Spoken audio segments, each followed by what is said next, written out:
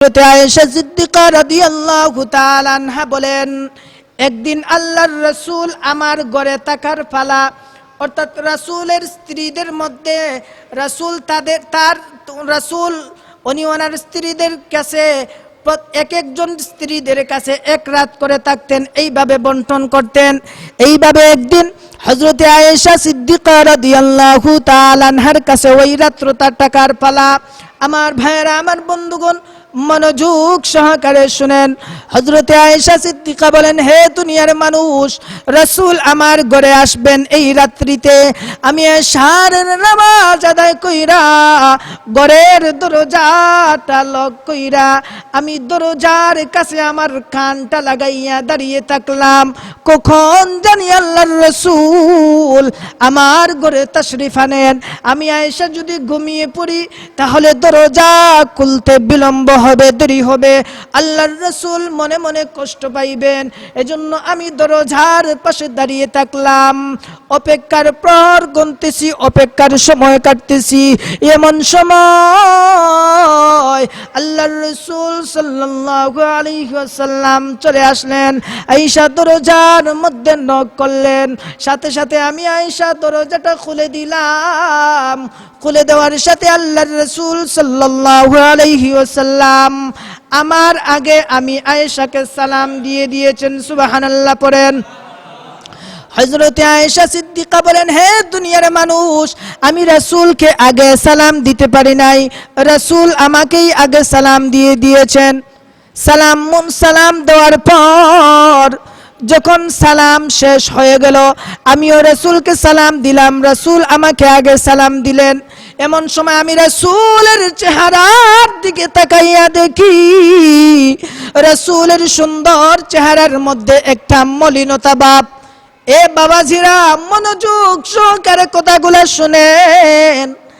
আয়েশা সিদ্দিকা বলে, দুনিয়ার মানুষ শুনো, আমি আয়েশা আমার স্বামী মুহাম্মদের চেহারার দিকে তাকাইয়া দেখি, মুহাম্মদের সুন্দর চেহারার মধ্যে একটা মলিনতা ভাব দেখা যাচ্ছে। রাসূলের চেহারার দিকে তাকাইলে বোঝা যাচ্ছে রাসূল গুসা, রাগান্বিত, মনের মধ্যে অনেক কষ্ট। হযরতে আয়েশা সিদ্দিকা বলেন, আমি রাসূলকে জিজ্ঞাসা করলাম, ইয়া রাসূলুল্লাহ, ইয়া হাবিবাল্লাহ, ওগো আল্লাহর নবী, কি হয়েছে আপনার চেহারার মধ্যে এমন মলিনতা ভাব দেখা যাচ্ছে? ইয়া রাসূলুল্লাহ, কি হয়েছে বলেন। আল্লাহর রাসূল বলেন, আয়েশা রে, আমার আল্লাহ আমার উম্মতদের ব্যাপারে একটা চূড়ান্ত ফয়সালা ঘোষণা করে দিয়েছেন। আমি রাসূল আল্লাহর এই চূড়ান্ত ফয়সালার মধ্যে পুরাপুরি ভাবে আমি রাসূল খুশি হইতে পারি নাই। এজন্য আমার মনের মধ্যে বড় কষ্ট। আমার আল্লাহ আমার গুনাহগার উম্মতদের জন্য চূড়ান্ত ফয়সালা ঘোষণা করে দিয়েছেন। হে আয়েশা, আমি রাসূলের মনের মধ্যে অনেক কষ্ট বেদনা। আল্লাহর নবী আয়েশাকে বলে, আয়েশা, এই মুহূর্তে তুমি দরজাটা ভালো করে লাগাইবা। আমি রাসূল আমার আল্লাহর কুদরতি কদমের মধ্যে সিজদায় পইরা আমি রাসূল আমার উম্মতদের জন্য আমার আল্লাহর দরবারে কান্নাকাটি করব, আমার আল্লাহর দরবারে দোয়া করব। হে আয়েশা, আমার কান্না আমার সাহাবীরা শুইনা, আমি রাসূলকে কান্না থামানোর জন্য আমার সাহাবীরা আসবে, এক এক করে এক এক সাহাবীরা আসবে, কিন্তু না সাবধান, আমি রাসূলের অনুমতি না পাওয়া পর্যন্ত তুমি কাউকে দরজা খুলে দিবা না। এমন সময় আয়েশাও বলেন, হে দুনিয়ার মানুষেরা, আল্লাহর রাসূল আমাকে অর্ডার করেছেন, তোমার জিন্দেগীর সমস্ত গুনাহ মাফ করে দিব, আমার রহমতের আশা নিয়ে আমার দরবারে তওবা করো। কথা কোন ঠিক কিনা? মুহতারাম হাজিরিন, এবার আসুন আমি যেই কথা আপনাদের সামনে বলেছি, আর আমার মুরব্বী বাবা যেই প্রশ্নটা আমাকে করেছেন যে আল্লাহকে যদি ভালোবাসতে চাই তাহলে রাসূলকে ভালোবাসতে হবে, রাসূলের ভালোবাসা ছাড়া আল্লাহর ভালোবাসা হয় না। খোদার কসম, আল্লাহর কোরআনের আয়াত কোন বান্দা যদি আল্লাহকে ভালোবাসতে চায় তাহলে ওই বান্দা রাসূলকে ভালোবাসতে হবে, আর রাসূলকে যদি ভালোবাসে এটাই আমার আল্লাহর ভালোবাসা হয়ে যাইবে। এবার আমার বাজান যেই প্রশ্নটা করছেন যে রাসূলকে তো দেখি না, এখন রাসূলকে কেমনে ভালোবাসবো, এটাই তো। আচ্ছা, এই প্রশ্নের উত্তরটা দিতেছি। এবার আসুন, আল্লাহর রাসূল সাল্লাল্লাহু আলাইহি ওয়াসাল্লাম হাদিস শরীফের মধ্যে বলেন, হাদিসটি শুনবেন তো ইনশাআল্লাহ। আল্লাহর রাসূল বলেন, ক্বালা রাসূলুল্লাহ সাল্লাল্লাহু আলাইহি ওয়াসাল্লাম, মান আহাব্বা সুন্নতি ফাকাদ আহাব্বানি ওয়া মান আহাব্বানি কানা মাই ফিল জান্নাহ। সুবহানাল্লাহ পড়েন।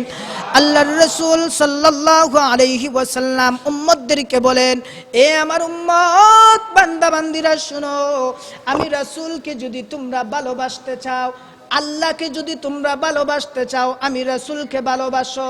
আর আমি রাসূলকে যদি তোমরা ভালোবাসতে চাও, আমি রাসূলকে তো তোমরা দুনিয়াতে পাইবা না চিরস্থায়ী। কথা কোন? রাসূলকে এখন দুনিয়াতে আছে? নাই। রাসূলকে দুনিয়াতে পাবো না। আল্লাহর রাসূল এই প্রশ্নের, এই যে বাজানের এই কাকার প্রশ্নের জবাব আমার রাসূল আজ থেকে ১৫০০ বছর আগে তার হাদিসের মধ্যে দিয়ে দিয়েছে। সুবহানাল্লাহ কইবেন না? আল্লাহর রাসূল সাল্লাল্লাহু আলাইহি ওয়াসাল্লাম বলেন, তোমরা যদি আমি রাসূলকে ভালোবাসতে চাও, কারণ আমি রাসূলকে তো দুনিয়াতে পাইবা না, তাহলে কেমনে ভালোবাসবা? এই প্রশ্নের উত্তর নেন। রাসূলকে যদি ভালোবাসতে চাও, রাসূল হাদিস শরীফের মধ্যে বলেন, মান আহাব্বা সুন্নতি ফাকাদ আহাব্বানি। সুবহানাল্লাহ কোন? আমার ভাইরা, আমার বন্ধুগণ, আল্লাহর নবী বলেন, আমি রাসূলকে যদি তোমরা ভালোবাসতে চাও, আমি রাসূলের রেখে যাওয়া সুন্নাতগুলোকে তোমরা ভালোবাসো। সুবহানাল্লাহ কোন? রাসূলের রেখে যাওয়া কি ভালোবাসবো? কথা কয় না, কি ভালোবাসবো? সুন্নাত ভালোবাসবো। কোন বান্দা বান্দি, কোন উম্মত নর নারী পুরুষ এবং মহিলা যদি রাসূলের সুন্নাতকে ভালোবাসে, রাসূলের সুন্নাতকে মহব্বত করে, এটাই আমার রাসূলের মহব্বত হয়ে যাবে। সুবহানাল্লাহ কোন? আচ্ছা, এবার আসুন, এই যে আমি পাঞ্জাবি গায়ে দিলাম, দাড়ি গালের মধ্যে রাখলাম, মাথায় টুপি দিলাম, মাথায় কি দিলাম? টুপি দিলাম, পাগড়ি মাথায় দিলাম, এগুলা কার সুন্নত ভাই? নবীজির সুন্নত। কার সুন্নত? রাসূলের সুন্নত। এখন এইগুলাকে আমি মহব্বত কইরা রাখছি না না কইরা রাখছি? মহব্বত কইরাই তো রাখছি। আল্লাহর রাসূল সাল্লাল্লাহু আলাইহি ওয়াসাল্লাম বলেন, তোমরা যদি আমি রাসূলকে ভালোবাসতে চাও, তাহলে তোমরা আমার সুন্নতকে ভালোবাসো। আল্লাহর রাসূল সাল্লাল্লাহু আলাইহি ওয়াসাল্লাম আমাকে আপনাকে জায়গায় জায়গায় সুন্নতগুলা শিখাইয়া দিয়ে গেছেন, কিন্তু দুঃখজনক বিষয় হলো এই সুন্নতগুলা আমি আপনি আজকে মানি না। কথা কোন ঠিক কিনা? এখন এই সুন্নতগুলাকে যদি আমি আপনি মানতাম, তাহলে এটাই তো সুন্নতকে মহব্বত করা হইতো। কোন বান্দা যদি রাসূলের সুন্নতকে মানতো, তাহলে এই সুন্নত কি ভালো না বাইসা মানতো, না ভালো বাইসা মানতো? মহব্বত কইরাই তো মানতো। এখন তাহলে আপনার প্রশ্নের জবাব পাইছেন। রাসূল বলে গেছেন, তোমরা যদি আমি রাসূলকে ভালোবাসতে চাও, আমি রাসূলকে মহব্বত করতে চাও, আমি রাসূলকে পাইবা না। আমি রাসূল আমার সুন্নতগুলাকে রেখে দিয়ে গেলাম, আমি রাসূলের সুন্নতগুলাকে তোমরা আঁকড়িয়ে ধরো। আমি রাসূল যেই সমস্ত বান্দা বান্দিরা আমি রাসূলের সুন্নতগুলাকে ভালোবাসবে, মহব্বত করবে, এটাই আমি রাসূলকে ভালোবাসা হয়ে যাইবে। আর যেই উম্মত বান্দা বান্দিরা আমি রাসূলকে ভালোবাসবে, মহব্বত করবে, ওই উম্মত কিয়ামতের দিন আমি রাসূলের সঙ্গে জান্নাতে থাকবে। সুবহানাল্লাহ কোন? তাহলে এখন বুঝতে পারছেন? আচ্ছা, যাই হোক, আলহামদুলিল্লাহ। মুহতারাম হাজিরিন, তাহলে বুঝতে পারলাম আল্লাহর ভালোবাসা পাইতে হলে কাকে ভালোবাসতে হবে ভাই? রাসূলকে ভালোবাসতে হইবে। আর রাসূলের ভালোবাসা যদি আমি আপনি পাইতে চাই, রাসূলকে যদি ভালোবাসতে চাই, তাহলে রাসূলের সুন্নাতগুলোকে ভালোবাসতে হবে। কথা কোন ঠিক কিনা? এজন্য আসুন মুহতারাম হাজিরিন, অনেক দূরে চলে আসছি, আসুন আবার আলোচনার দিকে আমরা মূল পয়েন্টে ঢুকি। তাহলে রাসূল গোটা 63টা হায়াত জিন্দেগি আমার আপনার জন্য, উম্মতের জন্য কান্নাকাটি করছেন। কথা কোন ঠিক কিনা? আমার ভাইয়েরা, আমার বন্ধুগণ, মনোযোগ সহকারে শুনেন। আল্লাহর নবী মুহাম্মদুর রাসূলুল্লাহ সাল্লাল্লাহু আলাইহি ওয়াসাল্লামের স্ত্রী উম্মাহাতুল মুমিনিন হযরতে আয়েশা সিদ্দিকা রাদিয়াল্লাহু তাআলা আনহা বলেন, এ দুনিয়ার উম্মতেরা শুনো শুনো, রাসূল কেমন করে উম্মতের জন্য ফিকির করেছে, কিভাবে উম্মতের জন্য পাগল ছিল। হযরত মুহতারাম হাজিরিন, যেই কথা বলতেছিলাম যে আল্লাহ পাকের নিয়ামতের শুকরিয়া আদায় করলে আল্লাহ তাআলা নিয়ামতকে কি করেন? বৃদ্ধি করে দেন, বাড়িয়ে দেন। সুবহানাল্লাহ পড়বেন না? আর যেই সমস্ত বান্দা বান্দিরা আল্লাহ তাআলার নিয়ামতের শুকরিয়া আদায় করে না, আল্লাহ কি করেন? ওই বান্দার কাছ থেকে নিয়ামতগুলোকে ছিনাইয়া নেন। এর প্রমাণ আল্লাহ তাআলা কুরআনুল কারীমের মধ্যে বলেন, লাইন শাকারতুম লাযীদান্নাকুম ওয়ালাইন কাফারতুম ইন্না আযাবি লাশাদীদ।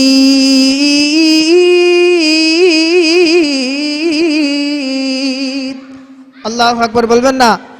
আর জোরে বলেন আল্লাহু আকবার। আমার ভাইরা, আমার বন্ধুগণ, আল্লাহ রাব্বুল আলামিন এই কথাটাই এই আয়াতের মধ্যে বলেন, দুনিয়ার মানুষেরা শুনো শুনো, ভালো করে শুনো, আমি আল্লাহ রাব্বুল আলামিন কুরআনুল কারীমের মধ্যে ঘোষণা দিয়ে দিলাম, যেই সমস্ত বান্দা বান্দিরা আমি আল্লাহর নিয়ামতের শুকরিয়া আদায় করবে, আমি আল্লাহ ওই সমস্ত বান্দা বান্দিদের নিয়ামতগুলোকে বৃদ্ধি করে দিব। সুবহানাল্লাহ পড়েন। আর যেই সমস্ত বান্দা বান্দিরা আমি আল্লাহর নিয়ামত পাইয়া নিয়ামতের শুকরিয়া আদায় করবে না, আমি আল্লাহ রাব্বুল আলামিন ওই সমস্ত বান্দা বান্দিদের কাছ থেকে আমি আল্লাহর দেয়া নিয়ামতগুলোকে চিনাইয়া নেব। শুধু কি তাই না, না, আল্লাহ তাআলা বলেন, ইন্না আযাবি লাশাদীদ, নিশ্চয়ই আমি আল্লাহ রাব্বুল আলামিন ওই বান্দাকে কঠিন আযাবের মধ্যে গ্রেফতার করব। আল্লাহু আকবার বলবেন না?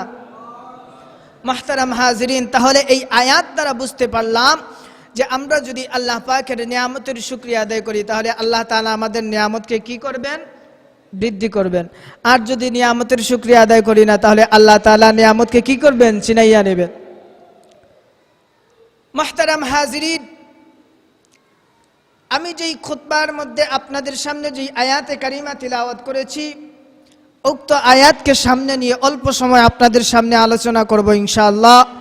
আল্লাহ তাআলা যেন বলনেওয়ালা এবং শুননেওয়ালা উভয়কে যেন আমলের নিয়তে বলার এবং শোনার মতো তৌফিক দান করেন। সকলেই বলি আমিন। মুহতারাম হাজিরিন, আল্লাহ রাব্বুল আলামিন কুরআনুল কারীমের মধ্যে বলেন, এ দুনিয়ার মানুষ, আমি আল্লাহ রাব্বুল আলামিন হলাম গোটা জগতের জন্য রব্বুল আলামিন। ঠিক কিনা? আমাদের রব কে ভাই? সবাই কিন্তু কথা কয় না। আপনারা কি আমার কথা বুঝেন না? বুঝেন? আমার বাড়ি কিন্তু সিলেট। আমার বাসা কোথায় ভাই? সিলেট। আমি আপনাদের এই যে গাজীপুর মাওনা আছে না, এখানে মসজিদে খেজমতে আছি। আমি তো আপনাদের সাথে সিলেটি ভাষায় কথা বলতেছি না, সিলেটি ভাষায় কথা বলতেছি। আচ্ছা, তো আল্লাহ রাব্বুল আলামিন কুরআনুল কারীমের মধ্যে বলেন, আমি আল্লাহ রাব্বুল আলামিন গোটা জগতের জন্য রব্বুল আলামিন। ঠিক কিনা বলেন? আমাদের রব কে? আর জোরে বলেন, আমাদের রব কে? আল্লাহ। আল্লাহ আমার রব, সেই রবি আমার সব। আল্লাহ আমার রব, সেই রবি আমার সব। ঠিক কিনা আমার ভাইরা, আমার বন্ধুগণ? এজন্য আল্লাহ রাব্বুল আলামিন বলেন, দুনিয়ার মানুষ শোনো, আমি আল্লাহ রাব্বুল আলামিন আসমান সৃষ্টি করেছি, জমিন সৃষ্টি করেছি, লৌহ কলম আর সব কিছু আমি আল্লাহ রাব্বুল আলামিন সৃষ্টি করেছি। এ দুনিয়ার মানুষ শোনো শোনো, এই পৃথিবীতে যত মাখলুকাত তোমরা দেখতেছো, সমস্ত মাখলুকাত আমি আল্লাহ রাব্বুল আলামিন সৃষ্টি করেছি। এজন্য আমি আল্লাহ রাব্বুল আলামিন হলাম গোটা জগতের জন্য রব্বুল আলামিন। আর আমি আল্লাহ রাব্বুল আলামিন হলাম রব্বুল আলামিন। আর পক্ষান্তরে আমি আল্লাহ এই দুনিয়াতে এমন একজন ব্যক্তি প্রেরণ করেছি যেই ব্যক্তিকে গোটা জগতের জন্য আমি আল্লাহ রাহমাতাল লিল আলামিন বানাইয়া পাঠাইছি। সুবহানাল্লাহ পড়েন। এই রাহমাতাল লিল আলামিন কে চিনেন? কথা কয় না, চিনেন? বিশ্বনবী, আমাদের নবী বিশ্বনবী রাহমাতাল লিল আলামিন। সুবহানাল্লাহ পড়েন। আল্লাহ বলে ওয়ামা আরসালনাকা ইল্লা রাহমাতাল লিল আলামিন।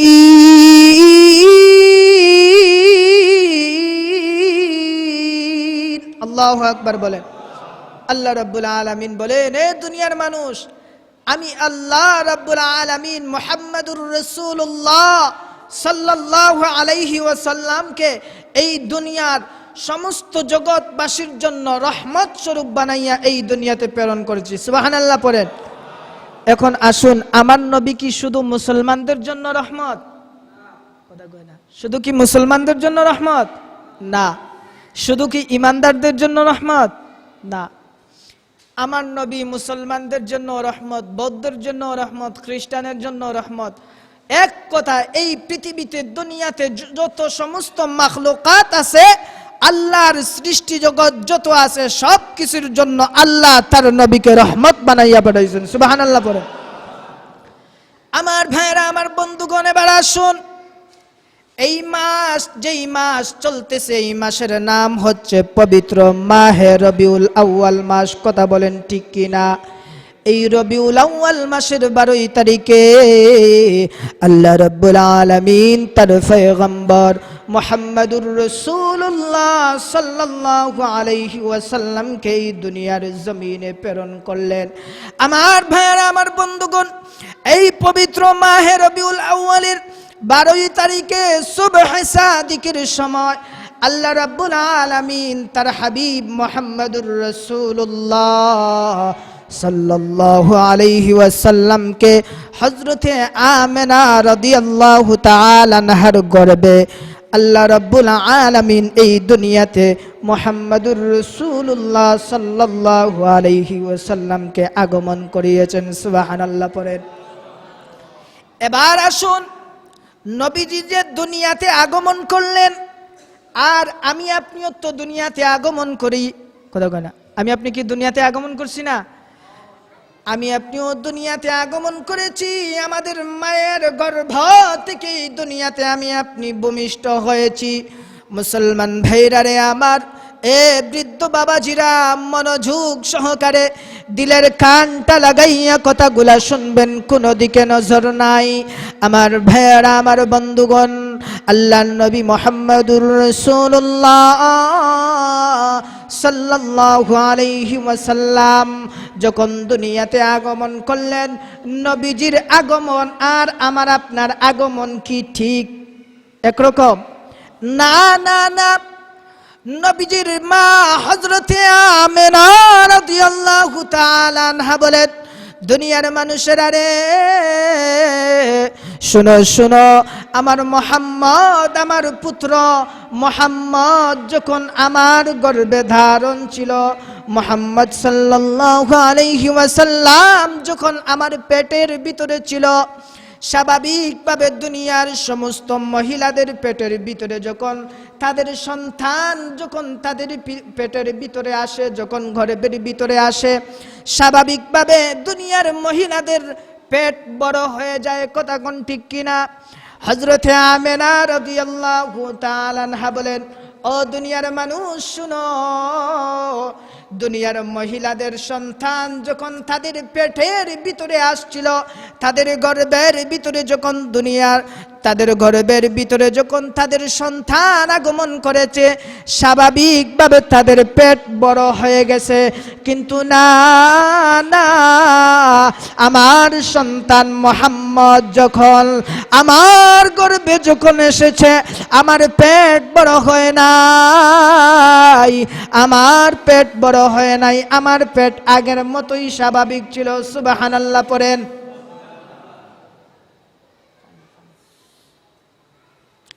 তাহলে বুঝতে পারলাম আমাদের দুনিয়াতে বা আমাদের সমাজে, আমার দিকে নজর দেন, আপনারা যদি আমার দিকে তাকান আর আমিও যদি আপনাদের দিকে তাকাই, তাহলে কথা বলতে এবং শুনতে ভালো লাগবে এবং মহব্বত পয়দা হবে। দেখেন, আপনাদের সাথে আমার জীবনে কোনোদিন দেখা হয় নাই। দেখা হয়েছে? কোনোদিন দেখা হয় নাই। আজকে এই দিনের মাহফিলের উসিলায়, কোরআনের দাওয়াতের উসিলায় আপনাদের সঙ্গে আমার দেখা মোলাকাত। আর কোনোদিন দেখা হবে করিও আশা নাই। কথা বলেন, আর কোনোদিন দেখা হবে এই গ্যারান্টি আছে আমাদের? হতে পারে আজকের এই মাহফিলই তো আমাদের জিন্দগির শেষ মাহফিল। কথা কোন ঠিক কিনা? আমাদের মধ্যে অনেকেই আছে আজকে এই মাহফিল থেকে আখেরি মোনাজাত করে বাড়িতে যাইবে, কিন্তু আগামীকাল সকাল তার হবে কি হবে না এই গ্যারান্টি কারো নাই। আছে? আমি এই মাহফিল বর্তমানে এই মিম্বরে বৈশা বয়ান করতেছি আপনাদের সামনে, বয়ান শেষ কইরা আমি এই যে মসজিদের বাহিরে মাঠে যেতে পারবো কি পারবো না সেই গ্যারান্টিও আমার নাই। কথা কোন ঠিক কিনা? এজন্য ভাই এই মাহফিলটাই আমার আপনার জিন্দগির শেষ মাহফিল মনে কইরা আজকের এই কথাগুলা যদি দিলের কানটা লাগাইয়া শুনি, খোদার কসম আমার বিশ্বাস আমার আল্লাহ এই কথাগুলোর মধ্যেই আমার আপনার জন্য হেদায়েত রেখে দিবেন। সুবহানাল্লাহ পড়ে।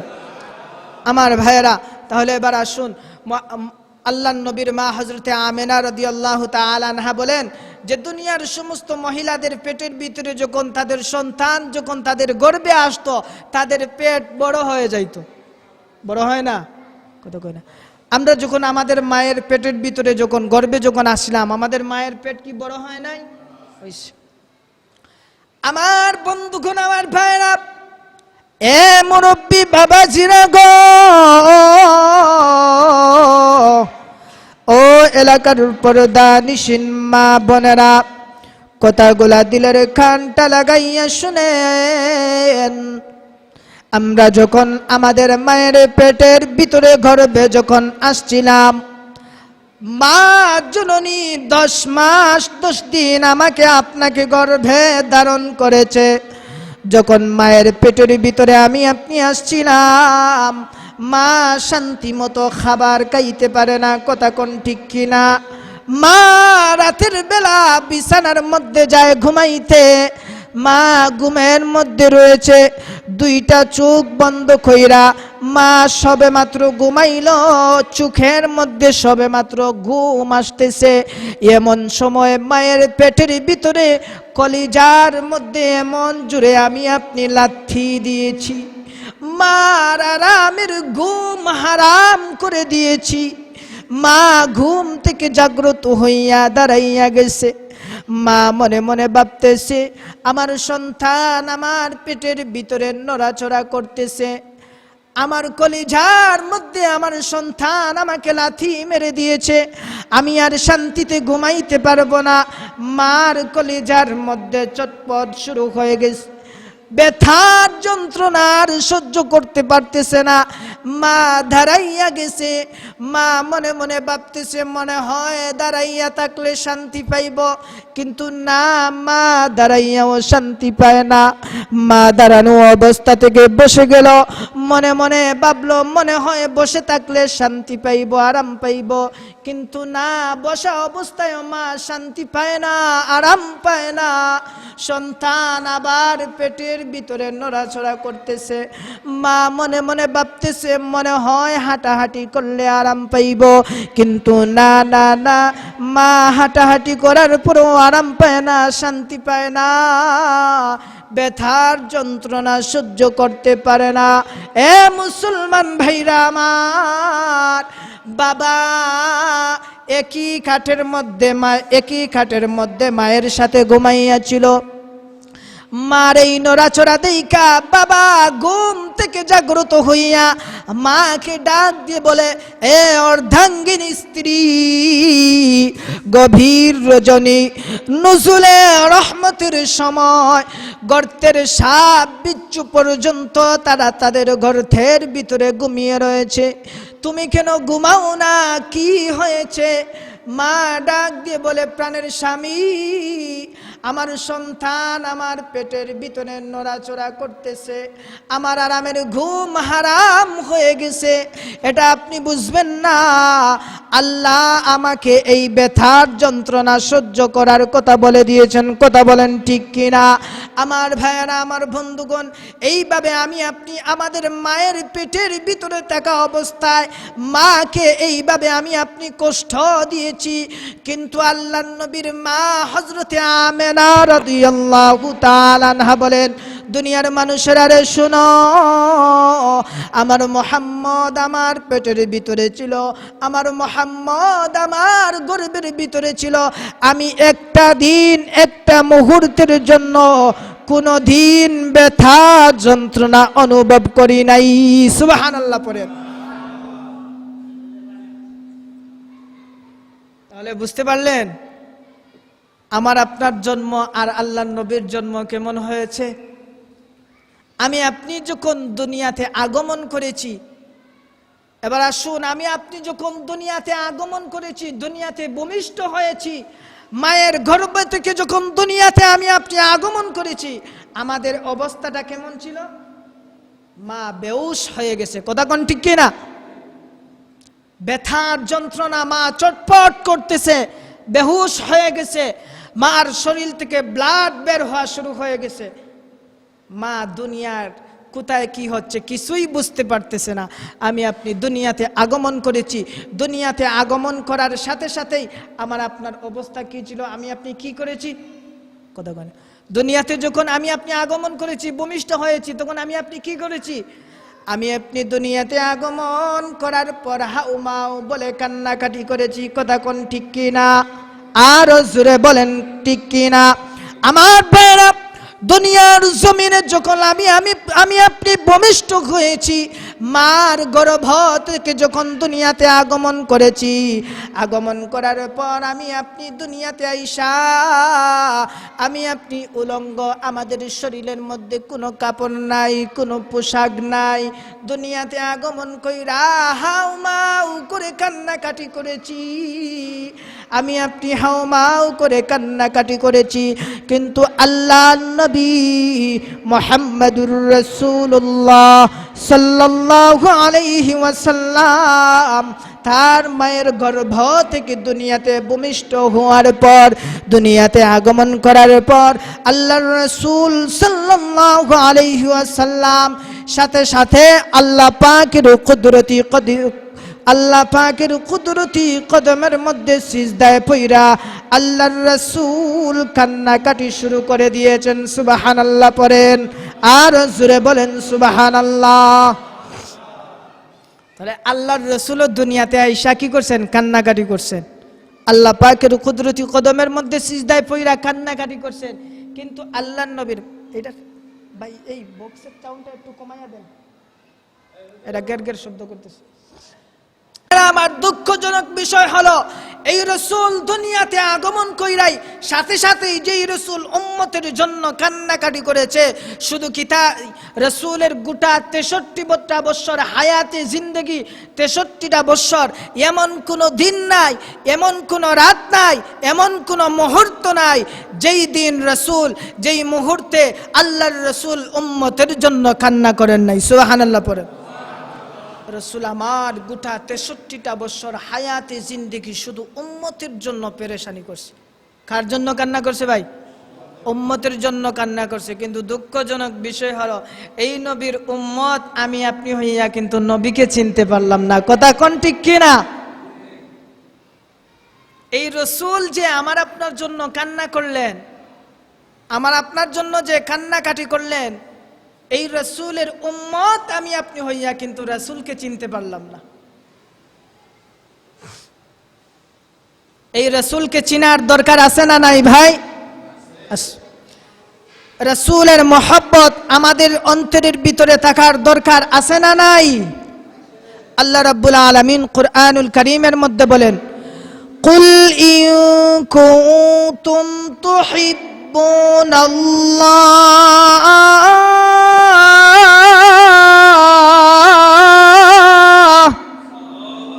আরো জোরে বলবেন আল্লাহু আকবার। পারবেন তো ইনশাআল্লাহ? কুরআন এটা এমন একটা কিতাব, এই কুরআন তিলাওয়াত করলেও সওয়াব, শুনলেও সওয়াব। সুবহানাল্লাহ। এই পৃথিবীতে কি আর কোনো এমন গ্রন্থ আছে যেই গ্রন্থ পড়লেও সওয়াব, শুনলেও সওয়াব আছে? নাই। কিন্তু আল্লাহ তাআলা আমাকে আপনাকে এমন একটা গ্রন্থ দান করেছেন, এমন একটা কিতাব আল্লাহ তাআলা আমাকে আপনাকে দান করেছেন, যেই কিতাবের তিলাওয়াত করলেও সওয়াব, শুনলেও সওয়াব। সুবহানাল্লাহ বলবেন না? এজন্য আল্লাহ তাআলা কুরআনুল কারীমের মধ্যে বলেন যে মুমিন বান্দা, ইমানদার বান্দা বান্দীদের সামনে যখন আমি আল্লাহর জিকির করা হবে, আমি আল্লাহর কোরআনের তিলাওয়াত করা হবে, তখন তাদের ঈমান বৃদ্ধি পাইবে। সুবহানাল্লাহ পড়েন। এই কথাটাই আল্লাহ তাআলা আমার এই একখানা আয়াতের মধ্যে বলেন। আমি এখন আয়াতটা তিলাওয়াত করব, আয়াতের শেষে আপনারা আল্লাহু আকবার বলবেন তো?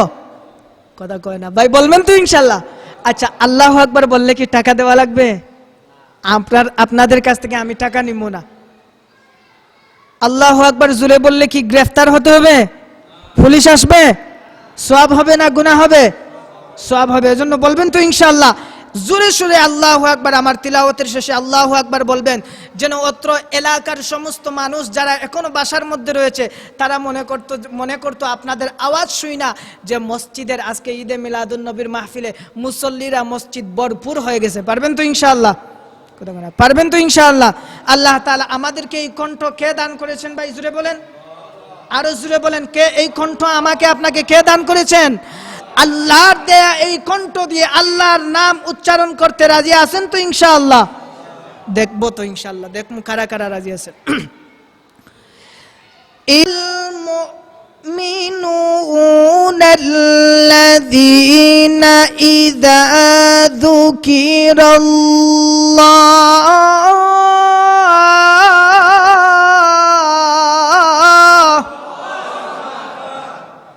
وجلت قلوبهم وإذا تليت عليهم آياته زادتهم إيمانا وعلى ربهم يتوكلون।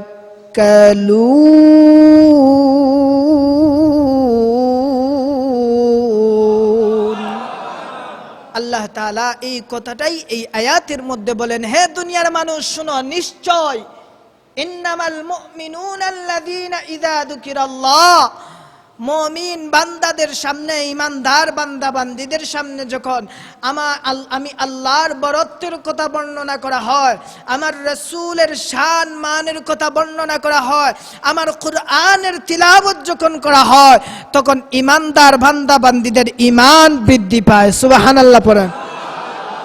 আচ্ছা, এখন আমি আপনাদের কাছ থেকে জানতে চাই, গান শুনলে কি ঈমান বৃদ্ধি পাইব? গান শুনলে কি ঈমান বৃদ্ধি পায়? না। কিন্তু এই কুরআন, আল্লাহ তাআলা এই কুরআনের মধ্যে এমন একটা মধু দিয়েছেন, এই কুরআন তিলাওয়াত করো, যেই করো তার কণ্ঠ সুন্দর হোক বা না সুন্দরই হোক, যেই তিলাওয়াত করুক না কেন, এই তিলাওয়াত সুন্দর লাগে। কথা কোন ঠিক কিনা? আচ্ছা, আপনাদের মসজিদের ইমাম সাহেব তো আজ দীর্ঘ কয়েক বছর ধরে আপনাদের মহল্লায় আছেন না? আপনারা তো প্রায় প্রত্যেক দিন নামাজে আসেন। আরে প্রত্যেক দিন না আসলে তো প্রতি জুমায় তো আসেন ইনশাআল্লাহ।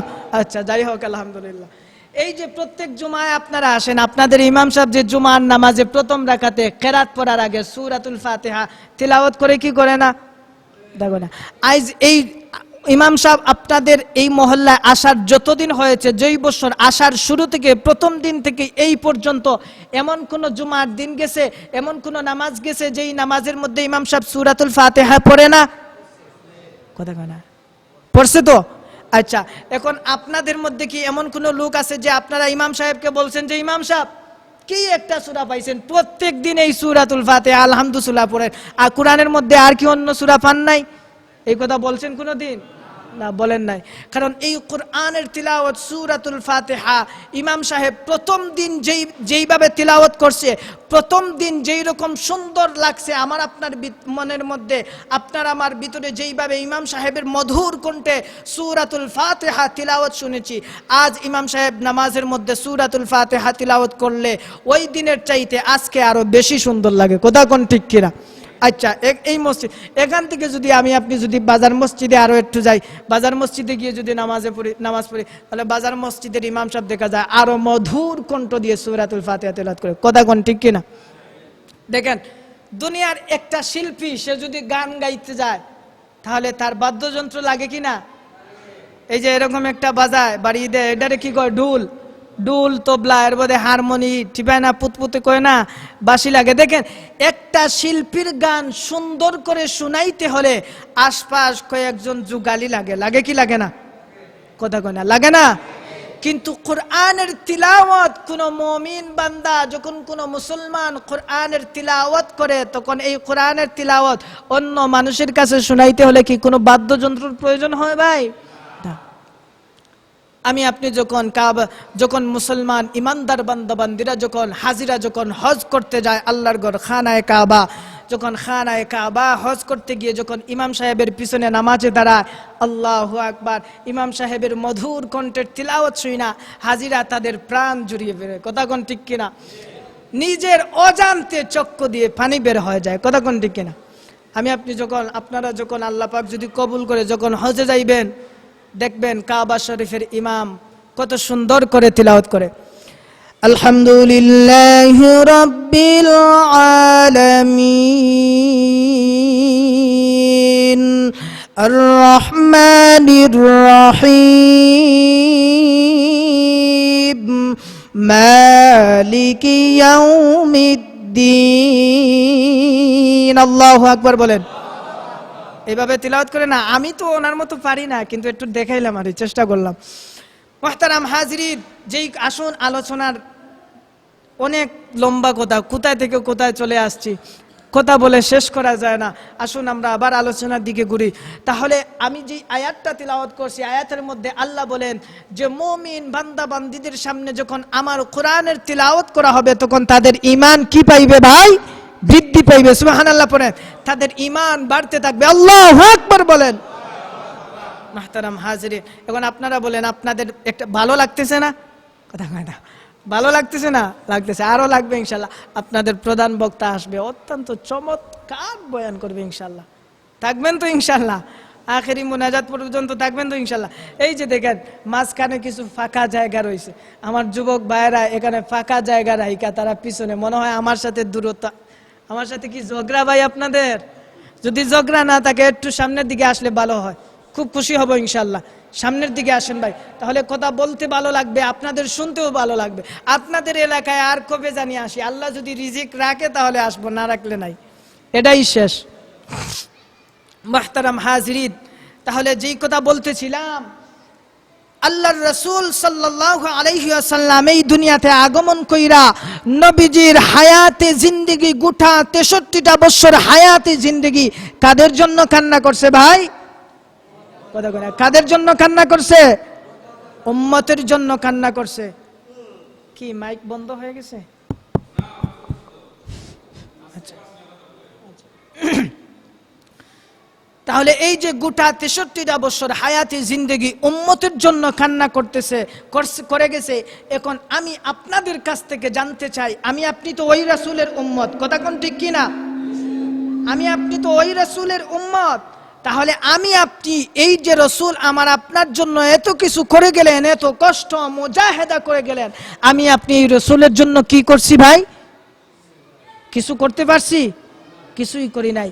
কিয়ামতের ময়দানে যদি আমার আপনার নবী মুহাম্মদুর রাসূলুল্লাহ সাল্লাল্লাহু আলাইহি ওয়াসাল্লাম আল্লাহ তাআলার আদালতের মধ্যে দাঁড়াইয়া যদি আমার আপনার বিরুদ্ধে নালিশ দেয়, আল্লাহ আমি রাসূল এই দুনিয়াতে গিয়া আমার উম্মতদের জন্য কত কষ্ট মুজাহিদা পরিশ্রম করেছি, আমার উম্মতরা আমি রাসূলের সুন্নতগুলা দুনিয়াতে মানে নাই, আমি রাসূলের সুন্নতগুলা তারা পালন করে নাই, আমি রাসূলের মহব্বত তাদের দিলের ভিতরে ছিল না, আমি রাসূলের ইশক আর মহব্বত তাদের অন্তরের ভিতরে ছিল না।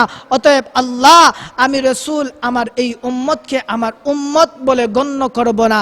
এখন আপনারাই বলুন তো, কিয়ামতের দিন যদি আল্লাহর রাসূল আমার আপনার বিরুদ্ধে আল্লাহর দরবারে এইভাবে নালিশ দেয়, তাহলে আমি আপনি কি বাঁচতে পারবো ভাই? কথা কয় না, সবাই বলে না, বাঁচতে পারবো?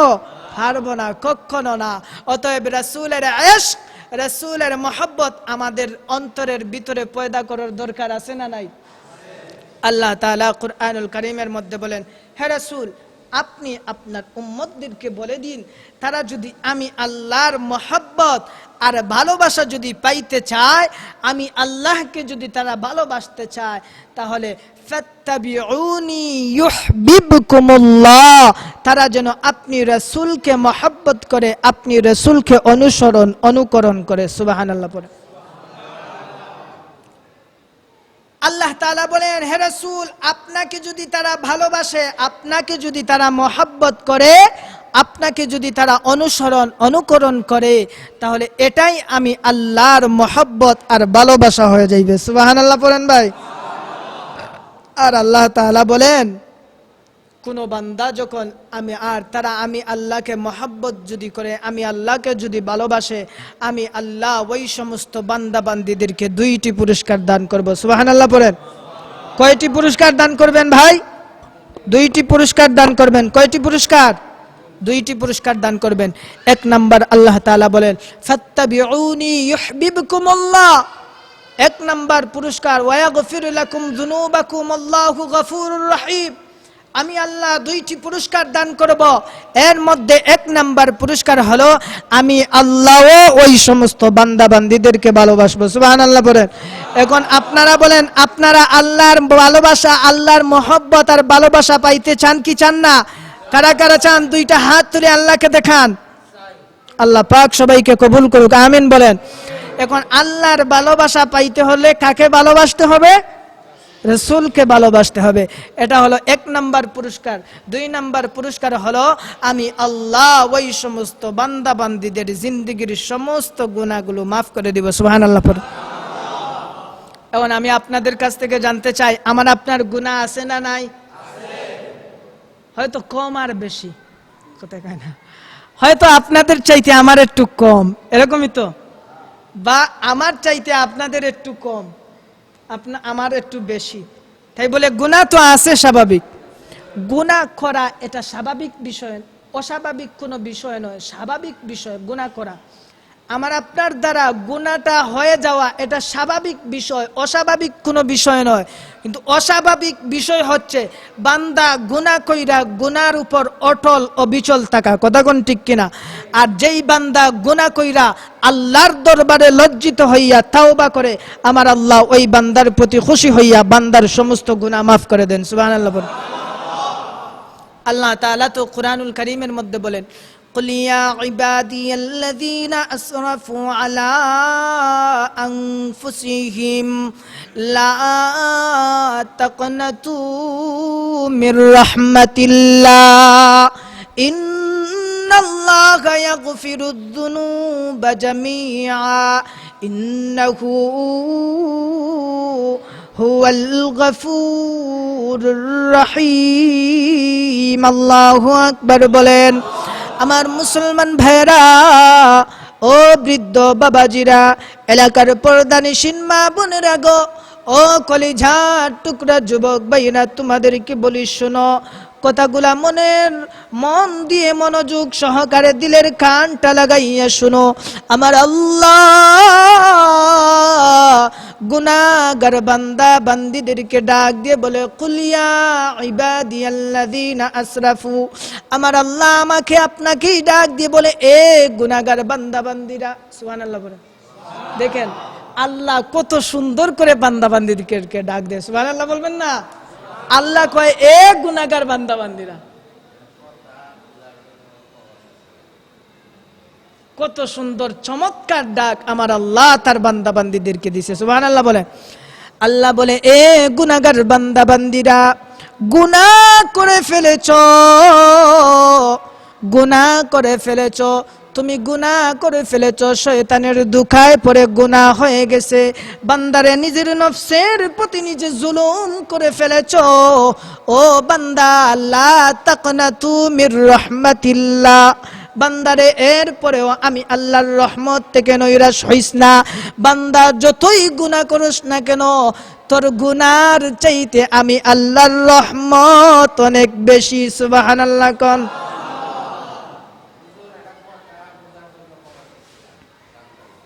জি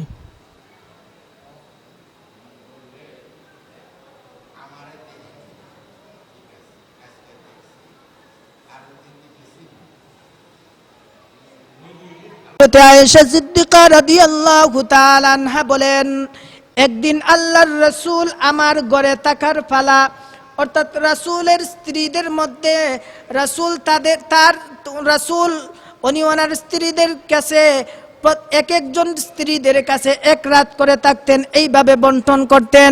এইভাবে একদিন হযরতে আয়েশা সিদ্দিকা রাদিয়াল্লাহু তাআলা আনহার কাছে ওই রাত্রটা টাকার পালা। আমার ভাইয়েরা, আমার বন্ধুগণ, মনোযোগ সহকারে শুনেন। হযরতে আয়েশা সিদ্দিকা বলেন, হে দুনিয়ার মানুষ, রাসূল আমার ঘরে আসবেন এই রাত্রিতে। আমি এশার নামাজ আদায় কইরা ঘরের দরজাটা লক কইরা আমি দরজার কাছে আমার কানটা লাগাইয়া দাঁড়িয়ে থাকলাম। কখন জানি আল্লাহর রাসূল আমার ঘরে তাশরিফ আনেন। আমি আয়েশা যদি ঘুমিয়ে পড়ি তাহলে দরজা খুলতে বিলম্ব হবে, দেরি হবে, আল্লাহর রাসূল মনে মনে কষ্ট পাইবেন। এজন্য আমি দরজার পাশে দাঁড়িয়ে থাকলাম। অপেক্ষার পর গুনতেছি, অপেক্ষার সময় কাটতেছি। এমন সময় আল্লাহর রাসূল সাল্লাল্লাহু আলাইহি ওয়াসাল্লাম চলে আসলেন। আয়েশা দরজার মধ্যে নক করলেন। সাথে সাথে আমি আয়েশা দরজাটা খুলে দিলাম। খুলে দেওয়ার সাথে আল্লাহর রাসূল সাল্লাল্লাহু আলাইহি ওয়াসাল্লাম আমার আগে আমি আয়েশাকে সালাম দিয়ে দিয়েছেন। সুবহানাল্লাহ পড়েন। হযরতে আয়েশা সিদ্দিকা বলেন, হে দুনিয়ার মানুষ, আমি রাসূলকে আগে সালাম দিতে পারি নাই, রাসূল আমাকেই আগে সালাম দিয়ে দিয়েছেন। সালাম দেওয়ার পর যখন সালাম শেষ হয়ে গেল, আমিও রাসূলকে সালাম দিলাম, রাসূল আমাকে আগে সালাম দিলেন। এমন সময় আমি রাসূলের চেহারার দিকে তাকাইয়া দেখি, রাসূলের সুন্দর চেহারার মধ্যে একটা মলিনতা ভাব। এ বাবাজিরা, মনোযোগ সহকারে কথাগুলো শুনেন। আয়েশা সিদ্দিকা বলে, দুনিয়ার মানুষ শুনো, আমি আয়েশা আমার স্বামী মুহাম্মদের চেহারার দিকে তাকাইয়া দেখি, মুহাম্মদের সুন্দর চেহারার মধ্যে একটা মলিনতা ভাব দেখা যাচ্ছে। রাসূলের চেহারার দিকে তাকাইলে বোঝা যাচ্ছে রাসূল গুসা, রাগান্বিত, মনের মধ্যে অনেক কষ্ট। হযরতে আয়েশা সিদ্দিকা বলেন, আমি রাসূলকে জিজ্ঞাসা করলাম, ইয়া রাসূলুল্লাহ, ইয়া হাবিবাল্লাহ, ওগো আল্লাহর নবী, কি হয়েছে আপনার চেহারার মধ্যে এমন মলিনতা ভাব দেখা যাচ্ছে? ইয়া রাসূলুল্লাহ, কি হয়েছে বলেন। আল্লাহর রাসূল বলেন, আয়েশা রে, আমার আল্লাহ আমার উম্মতদের ব্যাপারে একটা চূড়ান্ত ফয়সালা ঘোষণা করে দিয়েছেন। আমি রাসূল আল্লাহর এই চূড়ান্ত ফয়সালার মধ্যে পুরাপুরি ভাবে আমি রাসূল খুশি হইতে পারি নাই। এজন্য আমার মনের মধ্যে বড় কষ্ট। আমার আল্লাহ আমার গুনাহগার উম্মতদের জন্য চূড়ান্ত ফয়সালা ঘোষণা করে দিয়েছেন। হে আয়েশা, আমি রাসূলের মনের মধ্যে অনেক কষ্ট বেদনা। আল্লাহর নবী আয়েশাকে বলে, আয়েশা, এই মুহূর্তে তুমি দরজাটা ভালো করে লাগাইবা। আমি রাসূল আমার আল্লাহর কুদরতি কদমের মধ্যে সিজদায় পইরা আমি রাসূল আমার উম্মতদের জন্য আমার আল্লাহর দরবারে কান্নাকাটি করব, আমার আল্লাহর দরবারে দোয়া করব। হে আয়েশা, আমার কান্না আমার সাহাবীরা শুইনা, আমি রাসূলকে কান্না থামানোর জন্য আমার সাহাবীরা আসবে, এক এক করে এক এক সাহাবীরা আসবে, কিন্তু না সাবধান, আমি রাসূলের অনুমতি না পাওয়া পর্যন্ত তুমি কাউকে দরজা খুলে দিবা না। এমন সময় আয়েশাও বলেন, হে দুনিয়ার মানুষেরা, আল্লাহর রাসূল আমাকে অর্ডার করেছেন, আমি কি অর্ডার না পালন কইরা থাকতে পারি? আমি আয়েশাও আল্লাহর রাসূলের কথা মতো দরজাটা নক কইরা দিলাম শক্ত করে। এমন সময় তাকাইয়া দেখি আল্লাহর রাসূল সাথে সাথেই আল্লাহর কুদরতি কদমের মধ্যে সিজদায় পইরা আল্লাহর রাসূল কান্না করে আর আল্লাহর দরবারে দোয়া করে, আল্লাহ রব্বি হাবলি উম্মতি, রব্বি হাবলি উম্মতি। আয়েশা বলে আমি তাকাইয়া দেখি আল্লাহর রাসূল সিজদায় পইরা কান্না করে আর আল্লাহর দরবারে উম্মতের জন্য দোয়া করে। আল্লাহর রাসূলের সময় সময় কান্নার মাত্রা দ্বিগুণ ভাবে বাড়তেছে। এমন সময় আল্লাহর নবীর সাহাবী হযরতে আবু বকর সিদ্দিক রাদিয়াল্লাহু তাআলা আনহু মসজিদে নববী থেকে আল্লাহর রাসূলের কান্না শুইনা হযরতে আবু বকর দৌড় দিয়ে চলে আসলেন আয়েশা সিদ্দিকার ঘরের সামনে।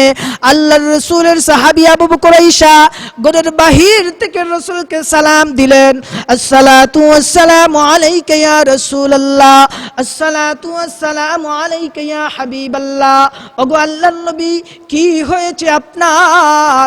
ওগো নবীজি কি হয়েছে? কাফির বেঈমানরা আপনার উপর কি আঘাত করেছে? ইয়া রাসূলুল্লাহ আপনার মনের মধ্যে কে কষ্ট দিয়েছে? আমি আপনার সাহাবী আবু বকর এসেছি, ইয়া রাসূলুল্লাহ আমাকে বলুন, কান্না থামান। নবী গো আপনার কান্না দেইখা আমি আবু বকর আর বরদাশত করতে পারলাম না। ইয়া রাসূলুল্লাহ আপনার মনের মধ্যে কে কষ্ট দিয়েছে আমাকে বলেন। ইয়া রাসূলুল্লাহ যদিও আমি আবু বকর নরম মিজাজের সাহাবী, আবু বকর নরম মিজাজের সাহাবী না গরম মিজাজের সাহাবী? কথা কয় না। আবু বকর নরম মিজাজের সাহাবী না গরম মিজাজের সাহাবী? নরম মিজাজের সাহাবী। কথা বাড়লে তো অনেক লম্বা হয়ে যায়, সেই দিকে যাব না। এই ঘটনা বলেই শেষ করে দিব। হযরতে আবু বকর সিদ্দিক রাদিয়াল্লাহু তাআলা আনহু বলেন, ইয়া রাসূলুল্লাহ আমি যদিও নরম তবিয়তের সাহাবী, এরপরেও আমি আবু বকর আমার আল্লাহ এবং আল্লাহর রাসূলের বেলায় অনেক শক্ত। কথা কোন ঠিক কিনা? হযরতে আবু বকর সিদ্দিক রাদিয়াল্লাহু তাআলা আনহু বলেন, ইয়া রাসূলুল্লাহ কে আপনার মনের মধ্যে কষ্ট দিয়েছে আমাকে বলুন। খোদার কসম গো নবী আমি এর প্রতিশোধ না নিয়ে আমি আবু বকর ঘরে ফিরব না। কিন্তু না না, আল্লাহর রাসূল কান্না থামায় না, ঘর থেকে কোনো আওয়াজ আসে না। আবু বকর আয়েশাকে ডাক দিয়ে কয়, আয়েশা আমি তোর বাবা আবু বকর এসেছি, দরজা খুল। আয়েশা বলে, ও বাবা না না, আমার স্বামী মুহাম্মদের নিষেধ, আমি দরজা খুলতে পারবো না। এমন সময় আবু বকর চলে গেলেন, চলে আসলেন আল্লাহর নবীর সাহাবী হযরতে আলী রাদিয়াল্লাহু তাআলা আনহু। হযরতে আলী আয়েশা ডাক দিয়া রাসূলকে ঘরের বাহির থেকে সালাম দিয়ে কই, ইয়া রাসূলুল্লাহ ইয়া হাবিবাল্লাহ, ওগো আল্লাহর নবী আপনি তো আমাকে উপাধি দিয়েছেন আসাদুল্লাহিল গালিব। ওগো নবীজি আপনার মনের মধ্যে কে কষ্ট দিয়েছে? কি বেদনায় আপনি কান্না করেন? কাফির বেঈমানরা আপনাকে কি মারছে? ইয়া রাসূলুল্লাহ আমাকে বলেন। ওগো নবীজি খোদার কসম কে বলি আমি এর প্রতিশোধ না নিয়ে ঘরে ফিরব না। কোনো জবাব আসে না, আলী চলে যায়। আবার আসে হযরতে ওমর রাদিয়াল্লাহু তাআলা আনহু, ওমর ইবনুল খাত্তাব রাদিয়াল্লাহু তাআলা আনহু আয়েশা রাসূলকে সালাম দিয়ে কই, ইয়া রাসূলুল্লাহ ইয়া হাবিবাল্লাহ আমি আপনার সাহাবী ওমর ইবনুল খাত্তাব এসেছি। ওগো নবীজি আপনি কেন কান্না করেন? কি হয়েছে? আপনার মনের মধ্যে কে আঘাত দিয়েছে, কে কষ্ট দিয়েছে? ওগো নবী বলুন, আমাকে বলুন। আমি ওমর খোদার কসম ওই মুশরিকের গর্দান থেকে মাথা দুখণ্ডিত করে দিব। কিন্তু না, ঘর থেকে কোনো আওয়াজ আসে না। রাসূলের কান্নার মাত্রা আরো দ্বিগুণ বাড়তেছে। প্রকান্তরে আমার আল্লাহ জিবরাইলকে ডাক দিয়ে কয়, জিবরাইল যা জলদি করে যা, আমার বন্ধু কান্না করে আমি আল্লাহ আর বরদাশত করতে পারতেছি না। জিবরাইল রে যা যা জলদি করে যা, আমার বন্ধুকে গিয়ে বল মাথা উঠানোর জন্য। আর কি চাই? আমি আল্লাহর দরবারে চাই আমি আল্লাহ আজ আমার বন্ধুর সব দোয়া কবুল করে নিব। সুবহানাল্লাহ কর। মুহতারাম হাজরিন, তাহলে এই রাসূল আমার আপনার জন্য কিরকম পেরেশানি ছিল। রাসূলের গোটা 63টা হায়াতে জিন্দেগি উম্মতের জন্য কান্না করেছে। এমনকি রাসূল যখন দুনিয়া থেকে বিদায় হয়ে যাবেন, আল্লাহর রাসূল সাল্লাল্লাহু আলাইহি ওয়াসাল্লামের খিদমতে যখন আজরাইল আইসা উপস্থিত হয়ে গেছে, আল্লাহর রাসূল কান্না করে আজরাইল রাসূলের কাছ থেকে অনুমতি চাচ্ছে। আল্লাহর রাসূল কান্না করে জিবরাইল আলাইহিস সালাতু ওয়াস সালাম আয়েশা কয়, ইয়া রাসূলুল্লাহ কেন কান্না করেন? ইয়া রাসূলুল্লাহ কেন কান্না করেন? আপনি কি আপনার মেয়ে ফাতেমার জন্য কান্না করেন? ফাতেমাকে তো আল্লাহ জান্নাতের সার্টিফিকেট দিয়ে দিয়েছে। সুবহানাল্লাহ। আল্লাহর রাসূল কয়, জিবরাইল না না, আমি রাসূল আমার কন্যা ফাতেমার জন্য কান্না করি না। ইয়া রাসূলুল্লাহ তাহলে কার জন্য কান্না করেন? আপনার নাতি হাসান হুসাইনের জন্য কান্না করেন। কয় না না, আমি রাসূল আমার নাতি হাসান হুসাইনের জন্য কান্না করি না। ইয়া রাসূলুল্লাহ তাহলে কার জন্য কান্না করেন? আপনি কি আপনার স্ত্রীদের জন্য কান্না করেন? আল্লাহর রাসূল কয়, ও জিবরাইল না না, আমি রাসূল আমার নিজের জন্য কান্না করি না, আমার মেয়ে ফাতেমার জন্য কান্না করি না, আমার নাতি হাসান হুসাইনের জন্য কান্না করি না, এমনকি আমার স্ত্রীদের জন্য আমি রাসূল কোনো কান্না করি না, এমনকি আমি রাসূল আমার নিজের জন্য কান্না করি না। জিবরাইল আমি কান্না করি আমার গুনাহগার উম্মতের জন্য। আল্লাহু আকবার বলেন। এজন্য মুহতারাম হাজরিন, এই রাসূল এই নবী আল্লাহ তাআলা আমাকে আপনাকে দান করেছেন। সুবহানাল্লাহ বলেন। এই রাসূলের কেমন দাম! আল্লাহর রাসূল সাহাবীদেরকে বলে, সাহাবীরা শুনো, ততক্ষণ পর্যন্ত কোন নবী রাসূল জান্নাতের ভিতরে পা রাখবে না যতক্ষণ পর্যন্ত আমি রাসূল জান্নাতের ভিতরে ঢুকবো না। সুবহানাল্লাহ করে। এই রাসূলের উম্মত আমি আপনি, আমার আপনার দাম আছে না নাই? জোরে কোন আছে না নাই? আল্লাহর রাসূল সাহাবীদেরকে কয়, সাহাবীরা শুনো, আমি রাসূলের উম্মতদের কত দাম জানো? কিয়ামতের দিন আল্লাহ তাআলা ততক্ষণ পর্যন্ত কোন নবী রাসূলের উম্মতদেরকে জান্নাতের ভিতরে প্রবেশ করাইবেন না যতক্ষণ পর্যন্ত আমি রাসূলের উম্মত জান্নাতের ভিতরে প্রবেশ করছে না। সুবহানাল্লাহ বলেন। মুহতারাম হাজরিন, এমন দামি নবী এবং এমন সম্মানী নবী, এমন মর্যাদাশীল নবী আল্লাহ তাআলা আমাকে আপনাকে দান করেছেন। কিয়ামতের ময়দানে কোন নবী রাসূলগণ আল্লাহর দরবারে সুপারিশ করার কোনো ক্ষমতা থাকবে না, কেউ তার উম্মতের জন্য শাফাআত করতে পারবে না।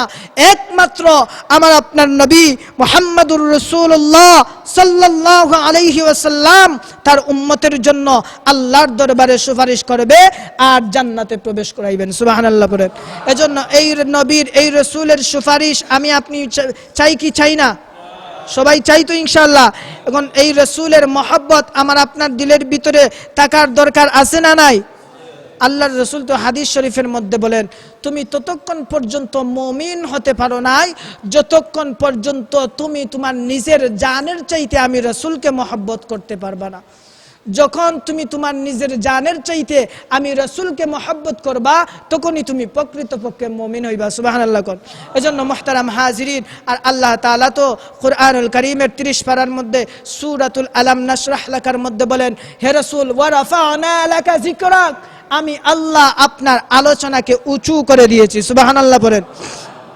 মুহতারাম হাজিরিন, এজন্য আসুন এই রাসূলের মহব্বত, এই রাসূলের ইশক আমার আপনার দিলের ভিতরে পয়দা কইরা আল্লাহ তাআলা যেন আমাকে আপনাকে এই দুনিয়া থেকে বিদায় হওয়ার তৌফিক দান করেন। আমরা সকলেই বলি আমিন। মুহতারাম হাজিরিন, আমি অল্প সময় আপনাদের সামনে আলোচনা করছি, যা করছি আর শুনছি, আল্লাহ তাআলা যেন ভুল ত্রুটিগুলোকে